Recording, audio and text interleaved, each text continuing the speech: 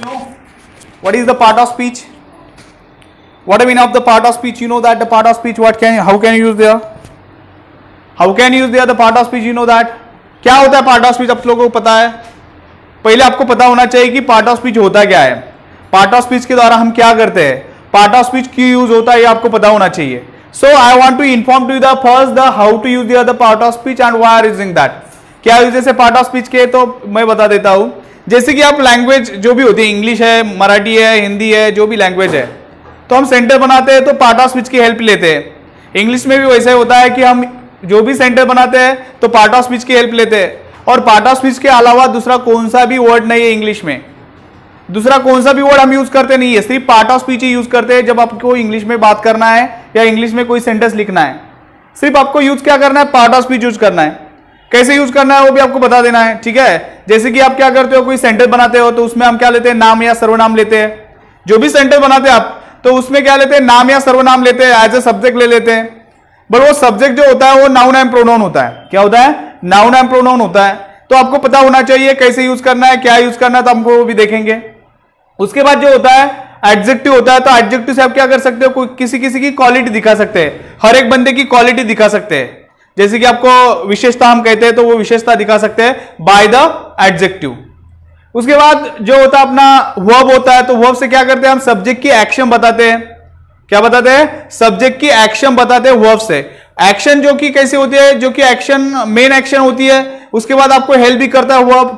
क्यों, काय के लिए वो हेल्प करता है, जो भी आप सेंटेंस बनाते हो कौन से टेंस में, और उस टेंस के हिसाब से हम हेल्पिंग वर्ब भी यूज करते हैं. वो डिटेल्स में हम देखेंगे, बट पहले हम इंट्रोड्यूस कर रहे हैं.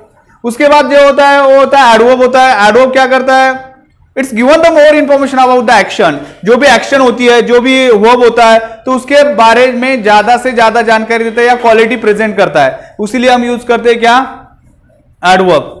उसके बाद अपना आता है प्रीपोजिशन. प्रीपोजिशन क्या होता है, तो preposition it's one the connecting to the words as well as the showing the relationship between the two words. Okay, so we are using the preposition, and I want to tell the definition to you also that the word which is the comes before the noun and pronoun and show the relationship between the noun and pronoun is known as preposition.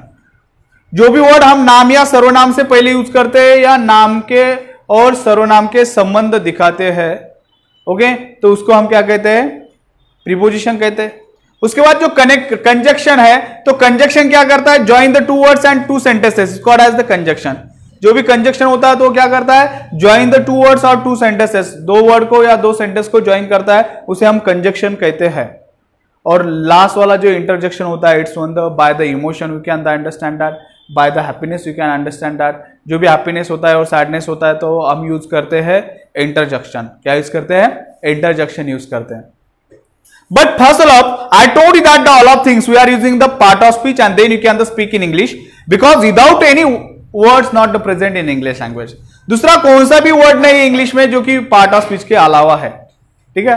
इसलिए पहले आपको part of speech की definition पता होना चाहिए, part of speech क्या है वो आपको पता होना चाहिए. मैंने आपको पहले इंट्रोड्यूस किया कि ऐसा ऐसा होता है, बट आपको अभी डिटेल्स देखना है. क्या करना है, डिटेल्स देखना है. पहले हम पार्ट ऑफ स्पीच पे चले जाते हैं. पार्ट ऑफ स्पीच होता क्या है, तो पार्ट ऑफ स्पीच क्या होता है, तो आपको डेफिनेशन तो पता होनी चाहिए उसकी. है किसी को पता? So I want to tell that in English and then I will convert that Hindi also. Sounds come together which create the words.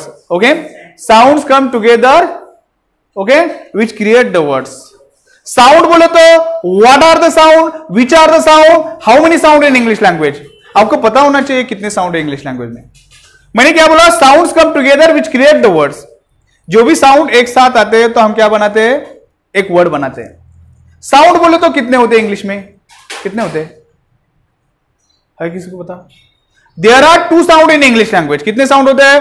There are two sound in English language and which are that sound? You need to the important that know about it. आपको पता होना चाहिए कौन कौन से sound है English में. तो दो है, कौन से? एक होता है कॉन्सोनेंट साउंड, दूसरा होता है वॉवेल साउंड. अब कॉन्सोनेंट साउंड बोले तो क्या होता है और वॉवेल साउंड बोले तो क्या होता है, तो ये आपको पता होना चाहिए. जैसे कि अल्फाबेट कितने हैं इंग्लिश में, how many alphabet in English language, कितने हैं? Okay, stop this.